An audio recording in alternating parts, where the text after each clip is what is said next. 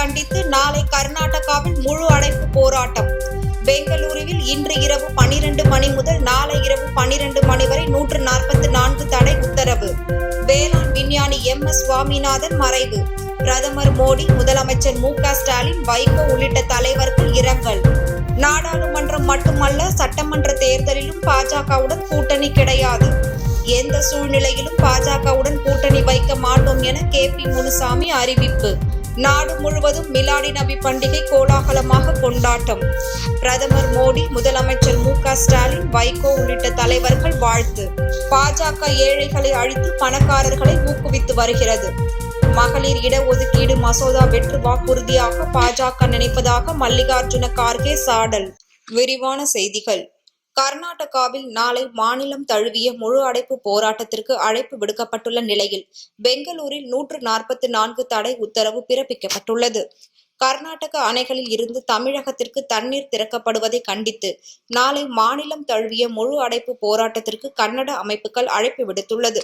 முன்னதாக நேற்று முன்தினம் பெங்களூரில் முழு அடைப்பு போராட்டம் நடைபெற்றது. இதனால் வர்த்தகம் பெருமளவில் பாதிக்கப்பட்டுள்ளது.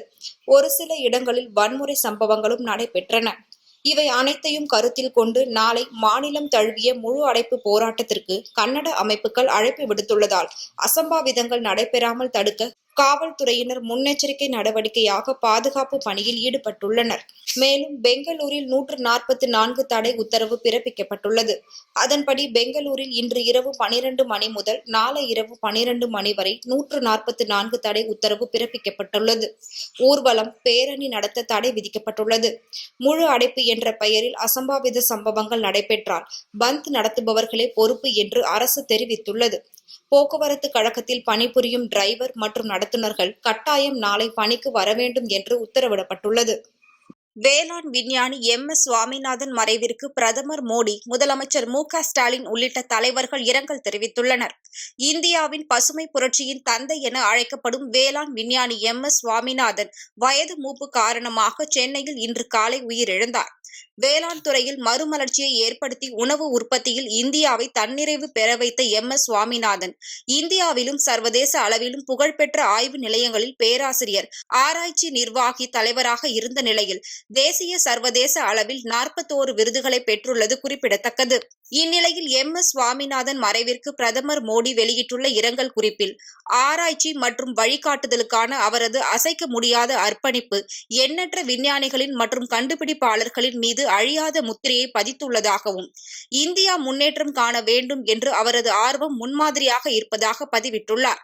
முதலமைச்சர் மு.க. ஸ்டாலின் வெளியிட்டுள்ள இரங்கல் குறிப்பில் சுவாமிநாதன் 100 ஆண்டு வாழ வேண்டும் என வாழ்த்தியது தற்போது தன் நெஞ்சில் நிழலாடுவதாக குறிப்பிட்டுள்ளார். அவரது இழப்பு அறிவியல் துறைக்கும் தமிழ்நாட்டிற்கும் ஈடு செய்ய இயலாத பேரிழப்பு என தெரிவித்துள்ள அவர், மிக பெரும் ஆளுமையை இழந்து தவிக்கும் அறிவியல் உலகினருக்கும் அவரது குடும்பத்தாருக்கும் தனது ஆழ்ந்த இரங்கலையும் ஆறுதலையும் தெரிவித்துக் கொள்வதாக குறிப்பிட்டுள்ளார். அதேபோல் முன்னாள் முதலமைச்சர் O. பன்னீர்செல்வம், தமிழக காங்கிரஸ் கட்சி தலைவர் KS அழகிரி, அமைச்சர் உதயநிதி ஸ்டாலின், அமமுக பொதுச் செயலாளர் TTV தினகரன், சசிகலா உள்ளிட்ட பலரும் இரங்கல் தெரிவித்துள்ளனர்.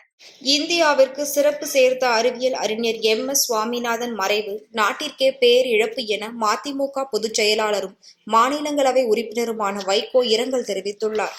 இந்தியாவின் தலை சிறந்த வேளாண் விஞ்ஞானிகளில் ஒருவரும் பசுமை புரட்சியின் தந்தை என்று பலராலும் அழைக்கப்பட்டவருமான MS சுவாமிநாதன் வயதின் முதுமை காரணமாக சென்னை தேனாம்பேட்டையில் உள்ள அவரது இல்லத்தில் இயற்கை எய்தினார்.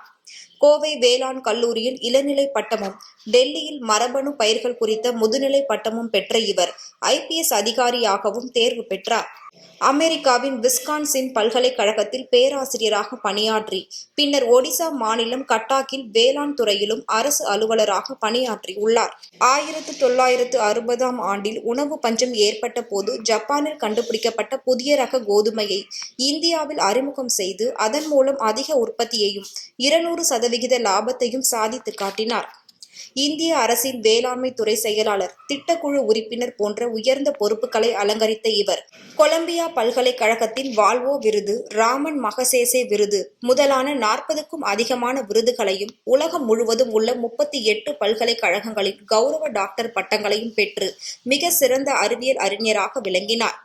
இந்நிலையில் பல்வேறு சிறப்புகளை தன்னகத்தை கொண்டு இந்தியாவிற்கு சிறப்பு சேர்த்த அறிவியல் அறிஞரான MS சுவாமிநாதன் மறைவு நாட்டிற்கே பேரிழப்பு என வைகோ இரங்கல் தெரிவித்துள்ளார்.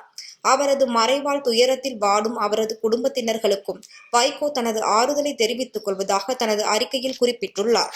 பாஜகவுடன் மீண்டும் கூட்டணி இல்லை என்று அதிமுக துணை பொதுச் செயலாளர் KP முனுசாமி திட்டவட்டமாக தெரிவித்துள்ளார்.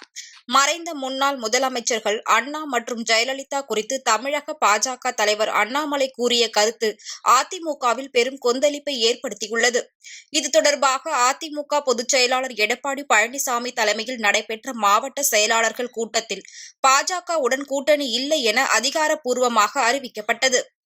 அப்போது செய்தியாளர்களிடம் பேசிய KP முனுசாமி 2024ஆம் ஆண்டு தேர்தலில் மற்ற கட்சிகளோடு கூட்டணி அமைத்து அதிமுக போட்டியிடும் என கூறினார். இதையடுத்து பாஜகவுடனான கூட்டணி முறிந்ததால் அதிமுக அலுவலகத்தில் திரண்டுள்ள அக்கட்சி தொண்டர்கள் பட்டாசு வெடித்து கொண்டாடினர். இந்நிலையில் கிருஷ்ணகிரியில் செய்தியாளர்களை சந்தித்து பேசிய அதிமுக முன்னாள் அமைச்சர் KP முனுசாமி உண்மைக்கு மாறான விமர்சனங்களை அண்ணாமலை பேசியதாலே கூட்டணி முறிந்து உள்ளதாக கூறினார். பாஜகவுடன் மீண்டும் கூட்டணி இல்லை என்றும் பாஜக கூட்டணியில் நேரம் வரும்போது அதிமுக சேர்ந்துவிடும் என்பது கவனத்தை திசை திருப்பும் செயல் எனவும் அவர் கூறினார். நாடாளுமன்றம் மட்டுமல்ல சட்டமன்ற தேர்தலிலும் பாஜகவுடன் கூட்டணி கிடையாது என்றும் அண்ணாமலையை பாஜக மாநில தலைவர் பொறுப்பில் இருந்து நீக்க வேண்டும் என்று தாங்கள் கோரிக்கை வைக்கவில்லை எனவும் விளக்கமளித்தார். மகளிர் இடஒதுக்கீடு மசோதா வெற்று வாக்குறுதியாக பாஜக நினைப்பதாக காங்கிரஸ் தலைவர் மல்லிகார்ஜுன கார்கே தெரிவித்துள்ளார். சத்தீஸ்கரில் செய்தியாளர்களை சந்தித்து பேசிய அவர், மாநிலத்தில் ஆளும் காங்கிரஸ் 5 ஆண்டுகளில் செய்ததை பாஜகவால் 15 ஆண்டுகளில் கூட செய்ய முடியாது என விமர்சித்தார். சத்தீஸ்கரில் விவசாயிகள், தொழிலாளர்கள், பெண்கள் மற்றும் குழந்தைகள் நலனுக்காக காங்கிரஸ் அரசு செய்த நல பணிகளை கண்டு பாஜக ஆச்சரியப்பட வேண்டும் என கூறினார். மகளிர் இடஒதுக்கீடு மசோதா ஒரு வெற்று வாக்குறுதிதான் என்றும் பாஜக ஏழைகளை அழித்து பணக்காரர்களை ஊக்குவித்து வருவதாகவும் அவர் குற்றம் சாட்டினார். நாட்டில் அரசியல் சாசனத்தையும் ஜனநாயகத்தையும் காப்பாற்ற மக்கள் காங்கிரஸையும் அதன் தலைவர் ராகுல் காந்தியையும் ஆதரிக்க வேண்டும் என்று அவர் கூறியுள்ளார். சந்திரபாபு நாயுடுவின் மனு மீதான விசாரணையில் இருந்து நீதிபதிகள் விலகியதால் மனுவை வேறு அமர்வு விசாரிப்பதை அடுத்து அடுத்த வாரத்திற்கு தள்ளி வைக்கப்பட்டது. ஆந்திர முன்னாள் முதல்வரும் தெலுங்கு தேசம் கட்சியின் தலைவருமான சந்திரபாபு நாயுடு திறன் மேம்பாட்டு நிதியில் மோசடி ஈடுபட்டது தொடர்பாக கைது செய்யப்பட்ட நிலையில் அவர் மீதான ஜாமீன் மனுக்கள் ஆந்திர மாநில உயர் நீதிமன்றத்தில் தள்ளுபடி செய்யப்பட்டது. உச்ச நீதிமன்றத்தில் இந்த வழக்கு நீதிபதிகள் சஞ்சீவ் கண்ணா, SVN பாட்டி தலைமையிலான அமர்வு முன்னர் விசாரணைக்கு வந்தது. அப்போது முன்ஜாமீன் வழக்கு AS ஓகா நீதிபதி அமர்வு முன்னர் விசாரணையில் உள்ளதால் இந்த வழக்கை தாங்கள் விசாரிக்க முடியாது என கூறி நீதிபதிகள் சஞ்சீவ் கண்ணா, SVN பாட்டி வழக்கு விசாரணையில் இருந்து விலகிவிட்டனர். இதனைத் தொடர்ந்து இந்த வழக்கை யார் விசாரிக்க வேண்டும் என்று தலைமை நீதிபதி அமர்வுக்கு கோரிக்கை வைக்கப்பட்டுள்ளது. இந்நிலையில் நீதிபதிகள் விலகுவதாக அறிவித்ததால் மனுவை வேறு அமர்வு விசாரிக்கும் வகையில் அடுத்த வாரத்திற்கு தள்ளி வைக்கப்பட்டது. மிலாடி நபியை முன்னிட்டு பிரதமர் மோடி, முதலமைச்சர் MK ஸ்டாலின் உள்ளிட்ட தலைவர்கள் வாழ்த்து தெரிவித்துள்ளனர். நாடு முழுவதும் இன்று மிலாடி நபி பண்டிகை கோலாகலமாக கொண்டாடப்பட்டது. மிலாடி நபியை முன்னிட்டு பிரதமர் மோடி வெளியிட்டுள்ள வாழ்த்து பதிவில், நம் சமூகத்தில் சகோதரத்துவமும் கருணையும் வளர அனைவரும் மகிழ்ச்சியாகவும் ஆரோக்கியமாகவும் இருக்க வேண்டும் என்று குறிப்பிட்டுள்ளார். முதலமைச்சர் MK ஸ்டாலின் வெளியிட்டுள்ள அறிக்கையில், மகிழ்ச்சி நிறைந்த உள்ளத்தோடு அண்ணல் நபிகள் நாயகம் பிறந்த நாளை எழுச்சியோடு கொண்டாடும் இஸ்லாமிய மக்களுக்கு மிலாது நபி நன்னாள் வாழ்த்துக்களை தெரிவித்துள்ளார். அதேபோல் தேமுதிக பொதுச் செயலாளர் விஜயகாந்த் வெளியிட்டுள்ள வாழ்த்து செய்தியில், இஸ்லாமியர்கள் அனைவருக்கும் தனது மனமார்ந்த மிலாடி நபி வாழ்த்துக்கள் என குறிப்பிட்டுள்ளார். மதிமுக பொதுச் செயலாளரும் மாநிலங்களவை உறுப்பினருமான வைகோ வெளியிட்டுள்ள வாழ்த்து பதிவில், அறிஞர் அண்ணா உள்ளிட்ட திராவிட இயக்க தலைவர்கள் தமிழ்நாட்டில் மிலாடி நபி விழாக்களில் பங்கேற்று நபிகள் பெருமானின் பெருமைகளை எடுத்துரைத்து மத நல்லிணத்துக்கு வலுவூட்டும் வகையில் செயல்பட்டதை வைகோ குறிப்பிட்டுள்ளார். நீதிமன்ற தீர்ப்பு விவகாரம் சரி செய்யப்பட்டதும் மருத்துவத்துறை காலி பணியிடங்கள் நிரப்பப்படும் என அமைச்சர் மா. சுப்பிரமணியன் தெரிவித்துள்ளார். தூத்துக்குடியில் செய்தியாளர்களை சந்தித்து பேசிய அவர், தமிழகத்தில் தற்போது உள்ள டெங்கு காய்ச்சல் நிலவரம், அதன் தடுப்பு நடவடிக்கைகள் குறித்து பேசினார். கொரோனா காலத்தில் பணியாற்றிய களப்பணியாளர்களுக்கு கூடுதல் 5 மதிப்பெண் கொடுக்க உயர் நீதிமன்றம் உத்தரவிட்டதாகவும், அதேபோல சிறப்பு மதிப்பெண் கொடுக்கக்கூடாது என நீதிமன்றம் தீர்ப்பு வழங்கப்பட்டதால் தற்போது மருத்துவ பணிகளுக்கு ஆட்களை நிரப்புவதில் சிக்கல் ஏற்பட்டுள்ளதாக தெரிவித்தார். தூத்துக்குடி மாவட்டத்தில் மருத்துவ துறையில் 30% காலி பணியிடங்கள் காலியாக உள்ளதாகவும், நீதிமன்ற தீர்ப்பு விவகாரம் சரி செய்யப்பட்டதும் உடனடியாக மருத்துவத்துறை காலி பணியிடங்கள் நிரப்பப்படும் என்றும் அமைச்சர் மா. சுப்பிரமணியன் தெரிவித்துள்ளார். ஒரே நாடு ஒரே தேர்தல் தொடர்பான அறிக்கையை சட்ட ஆணையம் விரைவில் ஒன்றிய அரசிடம் தாக்கல் செய்ய உள்ளதாக தகவல் வெளியாகியுள்ளது. நாடாளுமன்ற, மக்களவை, அனைத்து சட்டப்பேரவைகள் மற்றும் உள்ளாட்சி அமைப்புகளுக்கு ஒரே நேரத்தில் தேர்தல் நடத்த ஒன்றிய அரசு திட்டமிட்டுள்ளது. இந்நிலையில் ஓய்வு பெற்ற நீதிபதி PS சவுகான் தலைமையிலான 21வது சட்ட ஆணையம் ஒரு வரைவு அறிக்கையை தாக்கல் செய்தது. அதில் ஒரே நாடு ஒரே தேர்தல் திட்டத்தை அமல்படுத்தலாம் என பரிந்துரை செய்திருந்தது. இந்நிலையில் இந்த திட்டம் குறித்து ஆய்வு செய்ய குடியரசு முன்னாள் தலைவர் ராம்நாத் கோவிந்த் தலைமையில் கடந்த 2ஆம் தேதி உயர்நிலை குழு அமைக்கப்பட்டது. இதில் ஒன்றிய உள்துறை அமைச்சர் அமித் ஷா, மாநிலங்களவை முன்னாள் தலைவர் குலாம் நபி ஆசாத் உள்ளிட்டோர் உறுப்பினர்களாக இடம்பெற்றுள்ளனர். இந்நிலையில் 22வது சட்ட ஆணையம் 3 அறிக்கைகளை ஒன்றிய அரசிடம் விரைவில் தாக்கல் செய்ய உள்ளதாக தகவல் வெளியாகியுள்ளது. பாஜகவின் தவறான ஆட்சியில் சிறுமிகள், பெண்கள், பழங்குடியினர் மற்றும் தலித்துகளுக்கு பாதுகாப்பு இல்லை என காங்கிரஸ் பொதுச் செயலாளர் பிரியங்கா காந்தி கடும் கண்டனம் தெரிவித்துள்ளார். மத்திய பிரதேச மாநிலம் உஜ்ஜைன் நகரில் மர்ம நபர்களால் 12 வயது சிறுமி பாலியல் பலாத்காரம் செய்யப்பட்ட சம்பவத்திற்கு கடும் கண்டனம் தெரிவித்துள்ள அவர், 20 ஆண்டுகால பாஜகவின் தவறான ஆட்சியில் சிறுமிகளுக்கும் பாதுகாப்பு உதவியும் கூட கிடைக்காத பட்சத்தில் லாட்லி பெஹ்னா என்ற பெயரில் தேர்தல் அறிவிப்புகளை வெளியிடுவதால் என்ன பயன் என கேள்வி எழுப்பியுள்ளார். பாஜக, அதிமுக கூட்டணி சரி செய்யப்படக்கூடியது என புதிய தமிழகம் கட்சி தலைவர் கிருஷ்ணசாமி தெரிவித்துள்ளார். சென்னையில் செய்தியாளர்களை சந்தித்த அவர், தற்போது வரை கூட்டணி குறித்த எந்த முடிவும் எடுக்கவில்லை என்றும், தேவைப்பட்டால் தேர்தல் நேரத்தில் புதிய தமிழகம் கட்சி முடிவினை அறிவிக்கும் எனவும் கூறினார். அப்படி இல்லை, அதாவது நாங்கள் இதுவரையிலும் ஒரு கூட்டணி இருக்கிற போது இவங்க பெருசு இவங்க சிறுசு அப்படின்னு எல்லாருக்கும் ஒவ்வொருத்தருக்கும் அவர் ஒரு பங்களிப்பு மிக முக்கியமாக இருக்க முடியும். இப்போது புதிய தமிழகம் கட்சி தமிழ்நாடு எங்கும் செல்வாக்கில்லை, ஆனால் ஏறக்குறைய 20 மாவட்டங்களுக்கு மேலே நாங்கள் தீர்மானிக்கக்கூடிய சக்தியாக இருக்கிறோம். அதே போல் வடக்கு மாவட்டத்தில் கட்சி இருக்கும். ஸோ ஒவ்வொரு கட்சிக்கும் அந்தந்த பகுதியில் செல்வாக்கு இருக்கும். அந்த வகையில் நாங்கள் எங்களுடைய கடமையை, எங்களுடைய பணியை அதை இருப்போம். நான் மொத்தமாக வேண்டுகிறது கூட்டணிக்கு இந்த எல்லா கட்சிகளுக்கும் சொல்கிறது, கூட்டணிக்கு இந்த ஒரு தர்மம் உண்டு. கூட்டணிக்கு இந்த தர்மம் உண்டு. கூட்டணி இருக்கின்ற பொழுது கூட்டணிக்குள்ள முரண்பாடுகளை உருவாக்குற மாதிரி, அது வேறுபாடுகளை உருவாக்குற மாதிரி, கசப்புகளை உருவாக்குற மாதிரி யாரும் வார்த்தைகளை பயன்படுத்துவதோ பேசுவதோ நடப்பதோ கூடாதுங்கிறது தான் நான் எல்லோருக்கும் வைக்கக்கூடிய வேண்டுகோள். தமிழகத்தில் இருந்து திருப்பதி செல்லும் வழியில் பக்தர்களின் வசதிகளுக்காக தங்கும் விடுதிகள் கட்டும் பணிகளும் தொடங்கப்படும் என சேகர் ரெட்டி தெரிவித்துள்ளார். சென்னை தியாகராயர் நகரில் உள்ள திருப்பதி தேவஸ்தானம் கோவிலில் திருப்பதி திருமலை தேவஸ்தானத்தின் அறங்காவலர் குழு தலைவர் கருணாகர் ரெட்டிக்கு பதவி பிரமாணம் நடைபெற்றது. அப்போது பேசிய தொழிலதிபர் சேகர் ரெட்டி, திருப்பதி கோவிலில் சிறுத்தைகளை பிடிக்க வலை அமைக்கப்பட்டுள்ளதாக தெரிவித்தார்.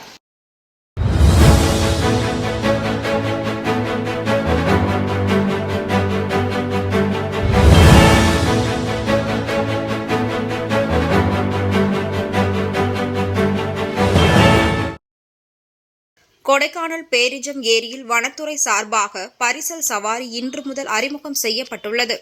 திண்டுக்கல் மாவட்டம் கொடைக்கானல் பிரதான சுற்றுலா பகுதியாக இருந்து வருகிறது. இந்தியாவிலேயே நன்னீர் ஏரியாக கருதப்படும் பேரிஜம் ஏரியில் ராஜபுரம் சூழல் மேம்பாட்டு குழு மூலமாக பரிசல் சவாரியானது இன்று முதல் இயக்கப்பட்டு வருகிறது. ஏரியில் பரிசல் சவாரி மேற்கொள்வதற்கு ஒரு பரிசல்களில் 4 பேர் வீதம் நபர் ஒருவருக்கு 150 ரூபாய் கட்டணம் வசூல் செய்யப்படுகிறது. நன்னீர் ஏரியில் இதுபோன்று பரிசல் சவாரி விடப்பட்டுள்ளது கொடைக்கானல் இயற்கை ஆர்வலர்கள் மத்தியில் பெரும் அதிருப்தியை ஏற்படுத்தியுள்ளது. திருவண்ணாமலையில் எரிசாராயம் கடத்திய 7 பேரை காவல்துறையினர் கைது செய்தனர். திருவண்ணாமலை மாவட்ட காவல் கண்காணிப்பாளர் கார்த்திகேயனுக்கு வந்த ரகசிய தகவல் அடிப்படையில் மதுவிலக்கு காவல்துறையினர் திருவண்ணாமலை ஆரணி சாலையில் தீவிர வாகன தணிக்கையில் ஈடுபட்டனர். அப்போது ஆரணியில் இருந்து திருவண்ணாமலை நோக்கி வந்த வாகனத்தை சோதனை செய்தபோது 220 கேன்களில் எரிசாராயம் கடத்தி வந்தது கண்டறியப்பட்டது. பின்னர் 7200 லிட்டர் எரிசாராயம் மற்றும் வாகனங்களையும் பறிமுதல் செய்து 7 பேரை கைது செய்து விசாரணை மேற்கொண்டு வருகின்றனர். வேலூரில் உலக வெறிநோய் தினத்தை முன்னிட்டு நடைபெற்ற கால்நடை தடுப்பூசி முகாமை மாவட்ட ஆட்சியர் துவக்கி வைத்தார். வேலூர் கால்நடை மண்டல இணை இயக்குநர் அலுவலக வளாகத்தில் கால்நடைத்துறையின் சார்பில் வெறிநோய் தடுப்பு தினத்தை முன்னிட்டு செல்ல பிராணிகளுக்கும் கால்நடைகளுக்கும் தடுப்பூசி முகாம் நடைபெற்றது. இதனை மாவட்ட ஆட்சியர் குமாரவேல் பாண்டியன் துவங்கி வைத்தார். இதில் கால்நடைத்துறை அலுவலர்கள் கோபி கிருஷ்ணா, அந்துவன், வேலூர் மேயர் சுஜாதா உள்ளிட்டோர் பங்கேற்றனர். இந்த முகாமில் செல்ல பிராணிகளுக்கு இலவசமாக தடுப்பூசி போடப்பட்டதுடன் குடற்புழு நீக்கும் மாத்திரைகளும் வழங்கப்பட்டது. திருவண்ணாமலையில் 6ஆம் வகுப்பு மாணவிக்கு பாலியல் தொந்தரவு கொடுத்த முதியவரை காவல்துறையினர் போக்சோ சட்டத்தில் கைது செய்தனர். திருவண்ணாமலை மாவட்டம் ஏந்தல் கிராமத்தை சேர்ந்த பழனிவேல் என்ற முதியவர் அவரது வீட்டின் அருகே வசித்து வரும் 6ஆம் வகுப்பு மாணவிக்கு கடந்த 6 மாத காலமாக பாலியல் தொந்தரவு கொடுத்து வந்துள்ளார். தொடர்ந்து பாலியல் தொந்தரவு கொடுத்து வந்ததால் அந்த மாணவி குழந்தை பாதுகாப்பு துறைக்கு புகார் அளித்ததன் பேரில் குழந்தை பாதுகாப்பு அதிகாரிகள் மற்றும் சமூக நல அலுவலர் மீனாம்பிகை தலைமையிலான அதிகாரிகள் நேரடியாக மாணவியின் வீட்டிற்கு சென்று மாணவியிடம் விசாரணை மேற்கொண்டனர்.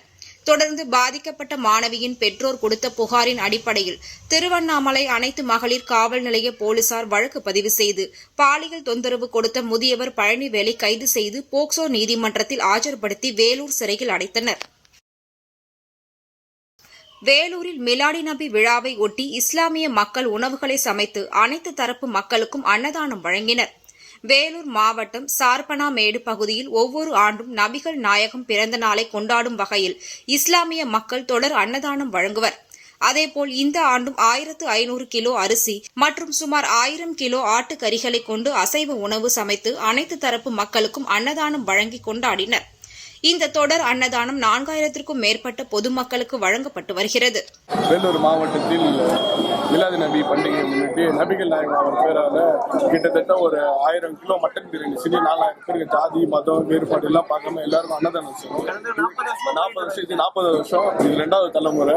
முதல் தலைமுறை பண்ணாங்க, இது 2வது தலைமுறை. ஒரு 40 வருஷமா இதுக்கும் மேல இன்னும் செய்வோம். 1000 கிலோ மட்டன் பிரியாணி செஞ்சு 4000 பேருக்கு அன்னதானம் செய்வோம். அவர் பேரால நபிகள் நாயகம் ஒற்றுமையா இருக்கும், ஜாதி மதம் எதுவுமே இல்லை, எல்லா எம்மதமும் சம்பந்தம், எல்லாருக்குமே அவர் பேரால அன்னதானம் செய்வோம்.